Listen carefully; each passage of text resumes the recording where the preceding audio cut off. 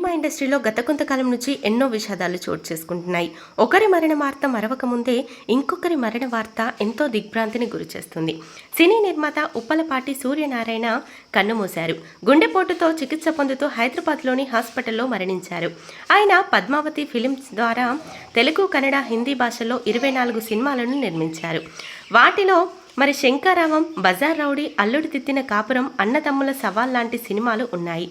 Super star Krishna సోదరి లక్ష్మీ తులసిని వివాహం చేసుకున్నారు.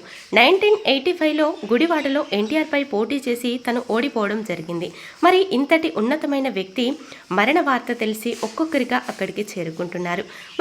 చివరిసారిగా తనకి నివాళులర్పిస్తూ ఎంతో ఆవేదనకి గురవుతున్నారు. ప్రస్తుతం సినీ నిర్మాత ఉప్పలపాటి సూర్యనారాయణకి ఆత్మకి శాంతి చేకూరాలని ప్రతి ఒక్కరూ ఎంతో ఆవేదనకి గురవుతున్నారు. ప్రస్తుతం ఈ విషయం తెలిసి సినీ నటులు, రాజకీయవేత్తలు సైతం ఒక్కొక్కరిగా ఇప్పుడే తన పార్థివ దేహం వద్దకి చేరుకుంటున్నారు. ప్రస్తుతం తన ఆత్మకి శాంతి చేకూరాలని ప్రత్యేక పూజలు కూడా నిర్వహిస్తున్నారు.